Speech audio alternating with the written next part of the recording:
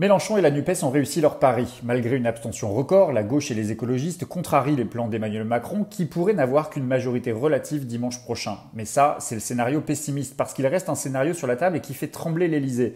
Cette hypothèse, c'est Mélenchon à Matignon. Ça n'est pas le plus probable, mais la tortue sagace n'a pas dit son dernier mot, et les raisons d'y croire sont nombreuses. D'abord parce que le rassemblement de la gauche et des écologistes a réussi à imposer ses thèmes de campagne dans le débat public. Exit l'islamisation, le grand remplacement, les étrangers qui menacent, tout ça. Exit Zemmour et ses amis éliminés dès le premier tour. Mélenchon et la NUPES ont réussi à mettre la question sociale et la question écologique au cœur des enjeux de ces élections.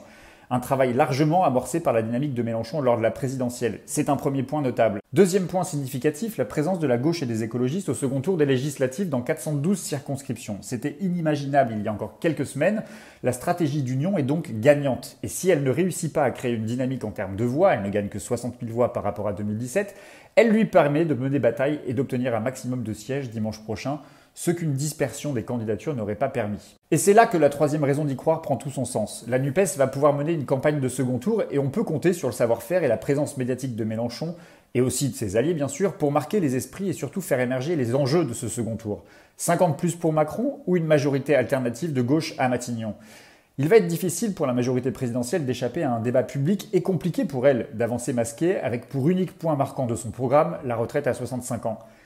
Quatrième raison d'y croire, si on est lucide, les reports de voix de la gauche sont très faibles par rapport aux réserves de voix de la droite. En revanche, c'est du côté des abstentionnistes que Mélenchon et la NUPES peuvent espérer obtenir des majorités. 69% des 18-24 ans et 71% des 25-34 ans ne sont pas allés voter dimanche dernier. Plus de 50% d'entre eux voteraient pour la NUPES si l'on en croit les sondeurs. Nul doute que la coalition de gauche et des écologistes saura mener une campagne en direction des jeunes et des quartiers populaires qui s'étaient massivement mobilisés pour Mélenchon lors de la présidentielle. Enfin, cinquième raison d'y croire, si la droite constitue une réserve de voix importante pour la Macronie, il n'est pas certain que son électorat ait envie de se mouiller, de se mobiliser après l'éviction de leur candidat dès le premier tour. En somme, les jeux ne sont pas faits, les sondeurs affichent avec prudence des projections au siège de l'Assemblée nationale.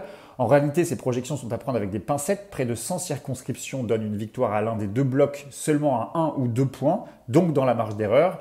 Comme une sixième raison d'y croire finalement. Et allez, j'ajoute une septième raison d'y croire, l'absolue nécessité peut-être de déprésidentialiser notre système politique. Mélenchon à Matignon, c'est la garantie d'un Parlement fort et donc d'une démocratie qui respire. Il reste une semaine pour faire campagne, une semaine pour convaincre. Matignon n'a jamais été aussi proche de la gauche et la gauche jamais aussi proche de Matignon.